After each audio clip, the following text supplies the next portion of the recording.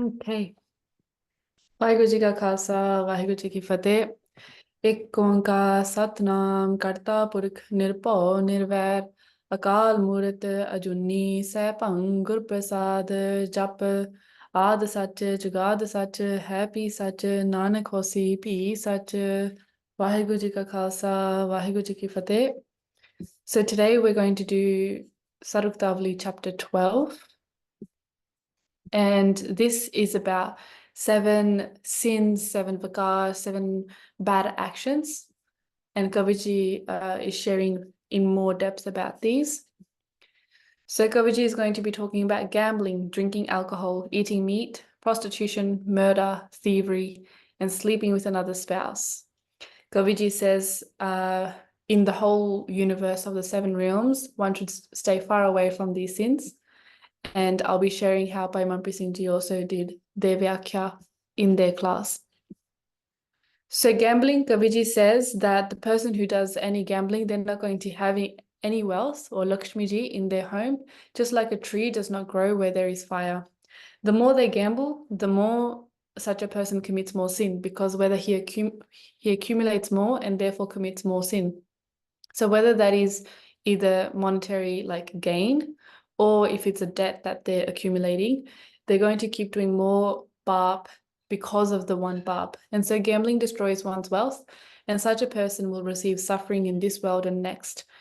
And I guess this also goes into like sports betting and any type of thing that we feel like is just a bit more social side of things. Even Guru Gobind Singh Ji has told us that we should really stay away from this.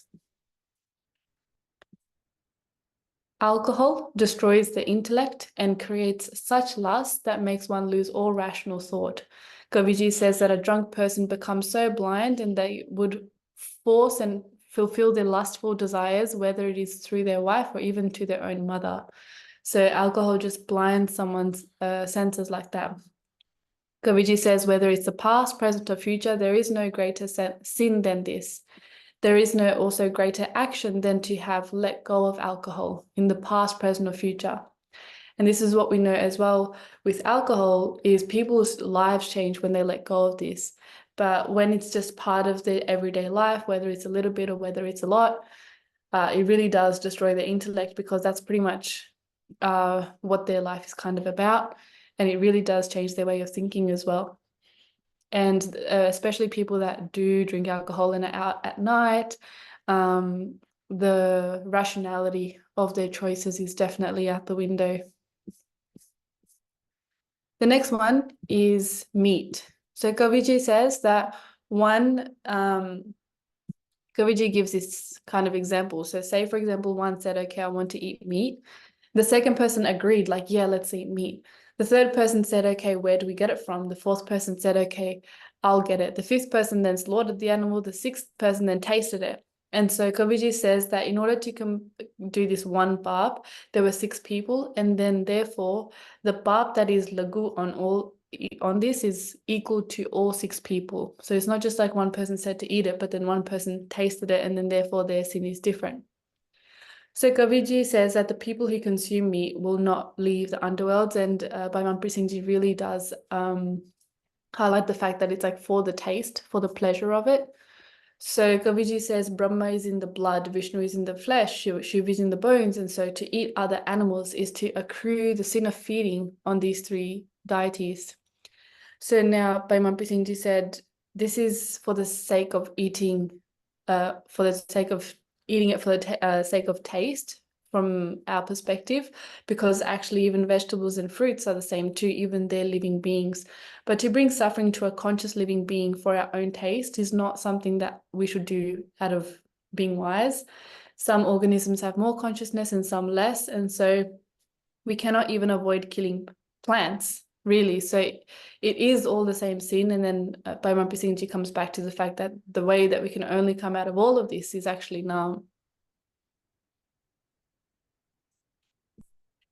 And just even on here, I think in our community, like there is Chatakai as well. And so a lot of people kind of justify a lot of things that they do in terms of eating out, especially with fast food. It's just in our community as well.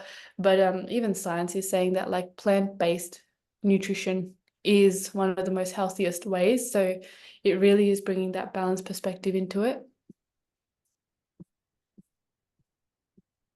Next one Kaviji talks about is prostitution.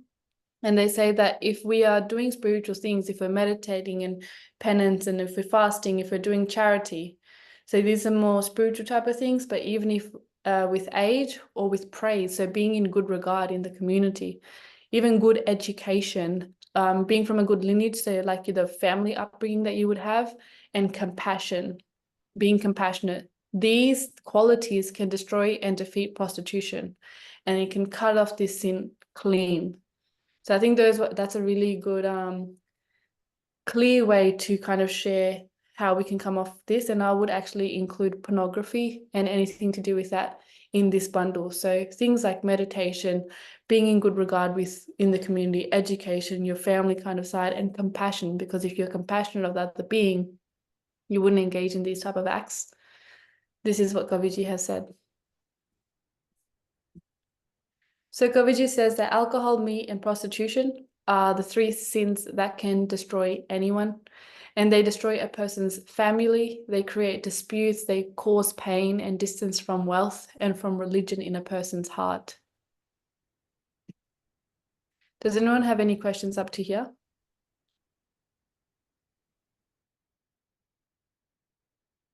Okay. Then Gaviji says about sleeping with another spouse. Such people are slandered in this world and next. They're just fools. And so Gaviji says it's kind of like having full... Oh, wow, that's a typo. So say, for example, there's pools of water and they're full to the brim with water, and yet the crows have the habit to drink from places where there's less water.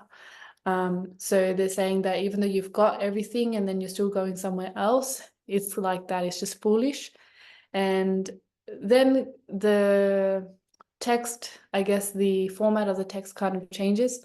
And so Kaviji says, like, a deer is satisfied by eating grass, a fish is satisfied by staying in water, sons are satisfied by, practicing contentment.